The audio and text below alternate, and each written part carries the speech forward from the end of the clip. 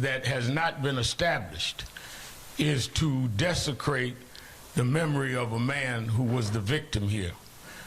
Let us also remember there were other officers involved that ought to also be dealt with. There was the arrest report saying he had 10,000 cigarettes when he did not. What is going to happen to that officer? There is the allegation that he was selling. Well, there are eyewitnesses that said he was breaking up a fight. So we cannot look at the record of Pantaleo and not also say that none of the allegations against Eric Garner by the same police that were involved in his chokehold death may have alleged but was never established in a court of law.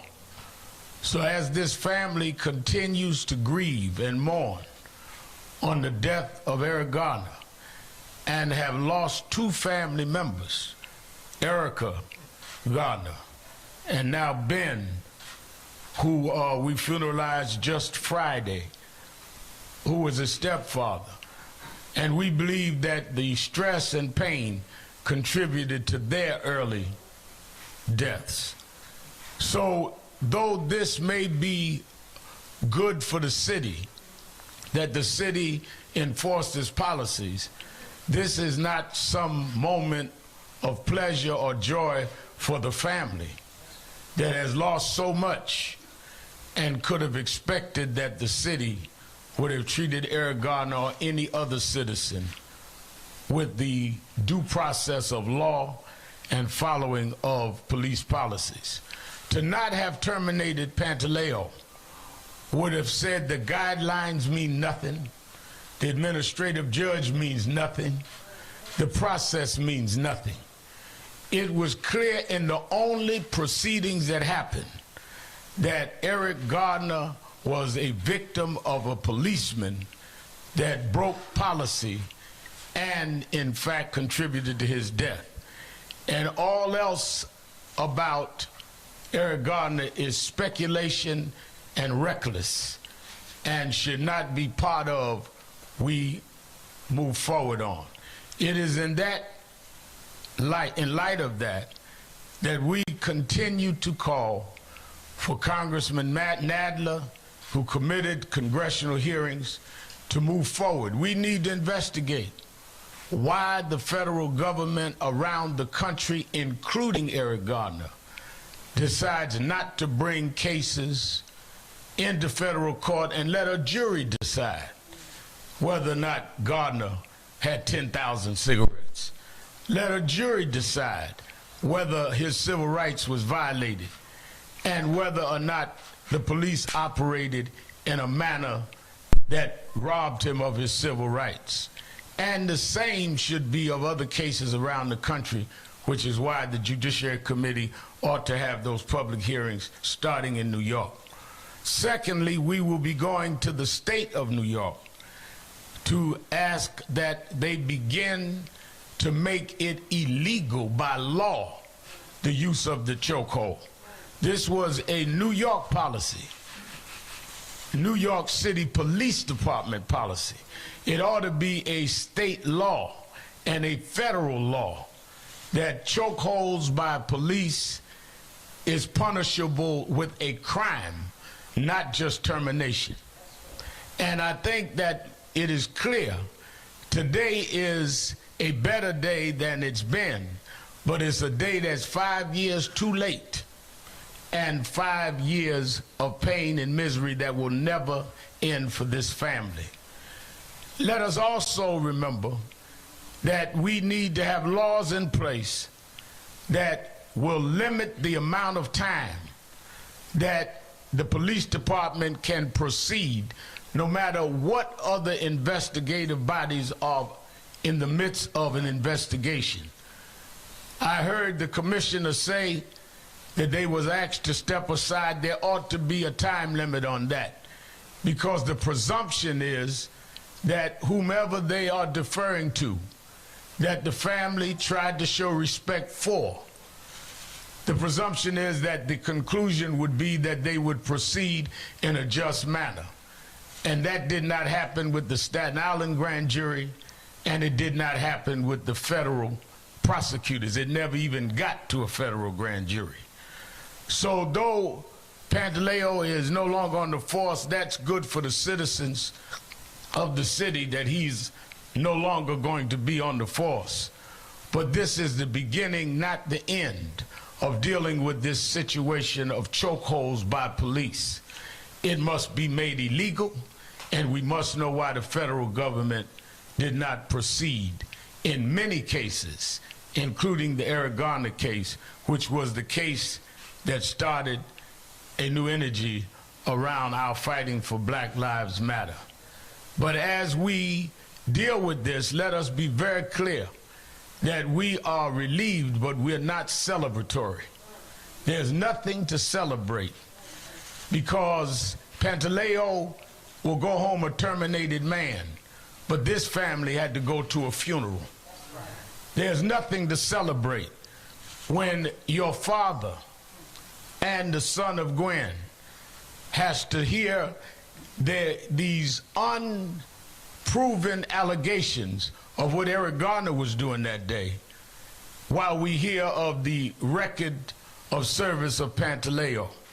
There was no jury or court that ruled that Eric Garner was doing any of what was alleged. There was testimony, and there was never a trial that was presented with a counter-argument by those that would be able to refute whatever charges was made. But having said that, I take issue with one thing the commissioner said. I commend him for not breaking the policy.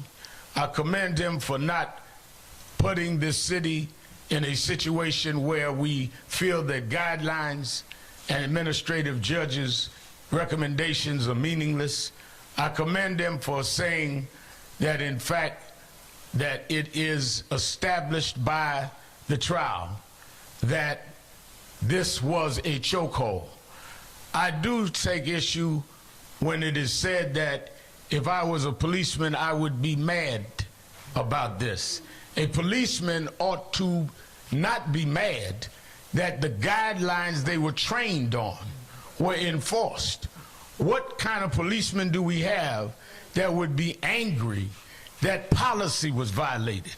What kind of policeman do we have that would be upset that the commissioner listened to the evidence presented by an administrative judge? There are those of us in the movement for criminal justice that has been said we have low opinions of police. Maybe we have higher opinions than some of the police authorities, because the policemen ought to not be mad. They ought to say, what I was trained to do is what I am expected to do, and that those that violate policy are going to be treated and given the punishment that is meted by that, just like those that I may arrest on a daily basis. You cannot have a set of rules for citizens and a different set of rules for policemen. They must follow the law and follow policy, and they should not be mad about it. They ought to say, I work in a department that I am held accountable, and that is what protect and serve would mean. We denounced and continue to denounce those that throw water on police and do other things at police. We're not for harming police. I don't see why any police today would be mad that citizens don't want to see citizens harmed by police, particularly against guidelines. Pantaleo was in the training. He knew the guidelines. At whatever point he decided to violate them, he had stepped over that line, and he was held accountable today. That's good for the city. It is no comfort for this family. And it cannot stop there. It must be law, so that we don't have from one administration to the next, from one commissioner to the next, whether those guidelines are going to be enforced and whether those guidelines remain. So as we note today, as I said, we are relieved but not celebratory. And we are challenging this city to now move to the next step of making chokeholds illegal and to not castigate and disparage the name of Eric Garner on unproven allegations. If everything they charged and everything they accused and everything they alleged on Eric Garner were true, it still does not justify Daniel Pantaleo to put a chokehold on him and cause his death, and for the officers to put false information on their reports, and the others that came and did not do what could have been done to save his life. So let us know that this is not the end, it is the beginning of the next phase of continuing to fight for justice. Let us hear from Emerald Snipes Garner. Good afternoon. Today we got the decision, and as Reverend Sharpton said, the commissioner has decided to fire the officer. I thank Reverend Sharpton for standing with us for the past 5 years.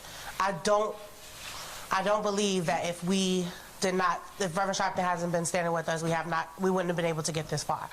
I thank everybody who's been standing with my family for the past 5 years, and I thank everyone who has been out on the front line, everyone who's been screaming fire Pantaleo, because now he's fired. And for, Commissioner O'Neill, I thank you for doing the right thing. I truly, sincerely thank you for firing the officer. Regardless to however you came up to your decision, you finally made a decision that should have been made 5 years ago. It's unfortunate that we went from one administration to the next. We can't talk about what happened in the past. We can only talk about what we're going to do moving forward.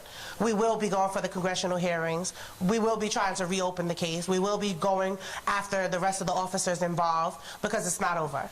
Justice for New York City means Pantaleo is fired and there's no murdering cop on the police force. So, Commissioner O'Neill, while we appreciate you making your decision, we are definitely still calling for the Eric Garner law, which will ban the chokehold, which will ban officers being protected by a shield and not held accountable for their actions. Eric Garner was killed 5 years ago. It took 5 years for the officer to be fired. I don't want another Eric Garner. I will do everything in my power to never see another Eric Garner. I don't even want to see another video of a person being choked out, because it wasn't supposed to happen to him, and it's not supposed to happen. I should not be here standing with my brother fatherless. I should be here with my father. But Pantaleo took that away from me on 7/17. So, yes, he's fired, but the fight is not over. We will continue to fight. Thank you. Eric has, and I said before I take questions, Jonathan Moore, the attorney for the family. Thank you, Reverend.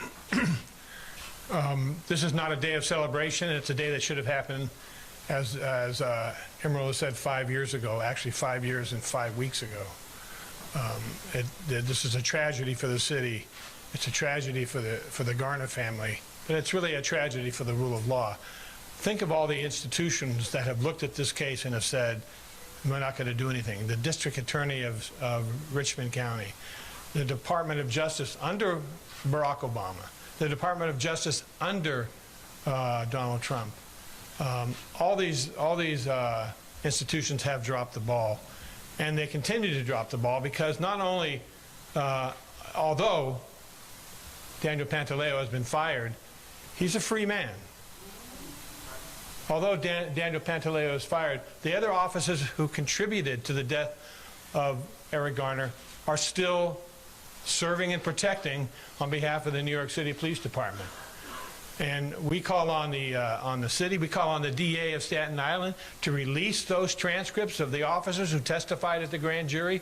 Let's get to the full truth of what they did, and let's make sure that they're also held accountable for what happened on that terrible day. Before taking questions, Fred Davies of the CCRB is not in town, but has sent a statement. Jerica Richardson, Senior Advisor and Secretary to the Board of the CCRB, is going to read his statement.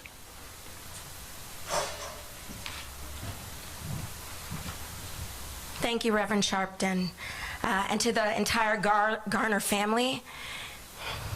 You have suffered such unspeakable loss. And I just want you to know on behalf of the CCRB that despite that loss, you continue to inspire us, and our hearts and our prayers remain with you. And I'd also like to thank all of the attorneys, including the attorneys at the CCRB who prosecuted this case. I want to thank the advocates and the activists and all the everyday people that rallied and called for justice for Eric. It is because of them that we're here today. And it is with great humility and gratitude that I stand on behalf of the New York City Civilian Complaint Review Board, the only oversight entity and the largest oversight entity in the nation. We're the only one that administratively prosecutes police officers for misconduct. And we only exist and we only are here because of the community. And I'll tell you, I have mixed emotions. There's a lot more that we need to do to strengthen accountability, not only in New York City, but this nation. And so I'd just like to take a moment to share the words of Reverend Fred Davey, our chair. After 5 long years, Eric Garner's family, the city of New York, and a nation that long has had watchful eyes upon this case, finally has some closure. Make no mistake, this process took entirely too long. And the tragic reality is that neither a verdict from a judge, a decision from a police commissioner, neither of these can reverse what happened on July 17th, 2014. Officer Daniel Pantaleo's termination from the New York City Police Department does not make the death of Eric Garner any less harrowing, but it's heartening to know that some element of justice has been served. Given the evidence the CCRB's prosecutors presented at trial, the police commissioner had no option but to dismiss Pantaleo from the department. While July 17th is and always will be a somber day for the city of New York, today we can rest assured that Daniel Pantaleo will never patrol our streets again. Thank you.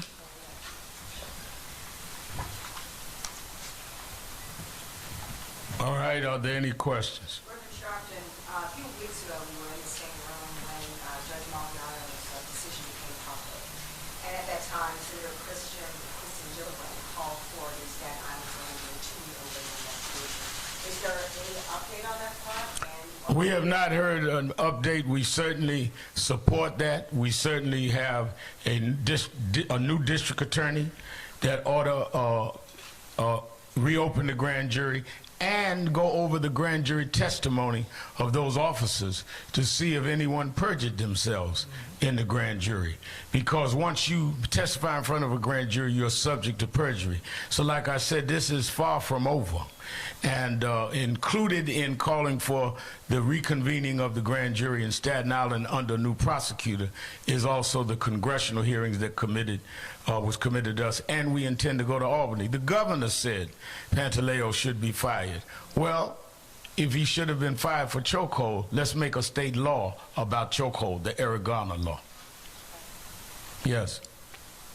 Reverend, have you asked Eric Holder why the DOJ didn't act on the civil rights investigation before the Obama administration wrapped up 2.5 years after Mr. Garner was killed? Well, when Eric Garner left office, it was still an open investigation. Did you ask him why they didn't wrap it up? No, I did not, and again, it was still under investigation. It would have been inappropriate for him to comment on an ongoing investigation with me. Reverend Sharpton, after O'Neill Religion's decision will be announced this morning, he issued a statement saying that he was succumbing to cop haters and extremists. How do you respond to the indication of the DA that this was an unjustified termination? Well, first of all, the guidelines of the police department is what he violated. Activists didn't write the guidelines. Advocates didn't write the guidelines. And people that want to see a city that everyone is under the law, including those that enforce the law, are the ones that say he had to, in fact, be punished if he stepped over the lines of what the policy dictated. Let's be very clear. Judge Maldonado made the recommendation in a statement that there was no ambiguity. Al Sharpton didn't make the recommendation. The Garner family didn't make the recommendation. So is he calling the administrative judge a cop hater? Is he calling O'Neill a cop hater? These are people in the force that have worked their ways up in the rank. I heard the commissioner say he served over 3 decades in the police force. Now he's a police hater because he said, I'm following the guidelines. I think he said he didn't hear or make any decisions at all based on public sentiment. So again, what is the evidence that anybody and everybody that was involved in calling for justice here hates police? No, we expect more of police. And we have the right to expect that at least they're going to follow the guidelines that they were trained on. Ramsey, Florida is a young man that brought this whole situation to light and reported the whole incident. He's in jail now. Do we know if something can happen with him, or how do we talk? Again, there are many of us that are looking into that. And when I hear his name, I have to think of Ben Carr, who we funeralized on Friday, who stood by order and kept bringing them to us. And it was his video that the whole world has seen. But suppose if order hadn't had that video, suppose if order had not released it and then had subsequent questionable situations, we would not even be talking about a termination, and we certainly wouldn't have had a trial, because even with a video, I remind you, I was involved in the Rodney King case. In the Rodney King case, a video mattered. In New York, in 2014, a video didn't even matter. Anyone else? We only got 2 reporters that got questions. Okay. Oh, you're the spokesman for the group. Just joking. Also in the PDA statement, there was kind of a subtle call to the rank and file of the NYPD saying this means that the administration doesn't have your back. They don't support you, you're on your own, and call your union rep before you even make an arrest. A lot of people are interpreting that as, look, we're going to retaliate by not doing our jobs because we're in disagreement with this decision. Do you have any comments? If there is a slowdown by calling the union before you do an arrest, then those officers ought to be terminated and investigated for obstructing justice. In communities that we deal with high crimes, we cannot afford police to not do their job, but their job is within the guidelines that they're trained on. And I think that it is one of the most despicable suggestions to say that police should call the union before they make an arrest. Did Mr. Pantaleo call the union before he choked Eric Garner? I think that that suggestion is 5 years too late. President Sharpton, you mentioned in passing some of the anti-police violence. I wonder if you could answer. Again, we do not support, condone, and will actively be against any violence against police. We're not anti-police. We're anti-police brutality. Many members of our community, many members of our churches, members of National Action Network on police, we're not anti-police. They're trying to do a broad stroke that we're anti-police. To say that a policeman, that even the police leadership said violated policy, makes you anti-police, is to say that police should be able to do whatever they want to do. That ought not to be accepted in this country. We cannot have any segment of society where people are above the law. I know we're in the Trump era, but we've not lost our minds. That's right. In terms of the officers that were on the scene, do you think they should go to disciplinary trials or They should absolutely go to disciplinary trials, or even further, if they issued false statements. If they offered false statements in the grand jury, that's perjury, which is why the case should be reopened and it ought to be reviewed. Because now there's a finding of the facts in this internal investigation and trial that ought to be matched with what was told to a grand jury, which is subject to perjury laws. Reverend, I noticed on the wall back here, a photo of you with Baya's mother during the Baya Levoti issue. Levoti ultimately was convicted federal civil rights issue. And the one case that the judge said was most like this case here in your ruling, and bolstered her decision here. Do you think that the Trump administration, in waiting out 5 years of that conversation, purposely tried to avoid a similar federal civil rights, criminal civil rights trial against Ken Flail? I would say that I do not know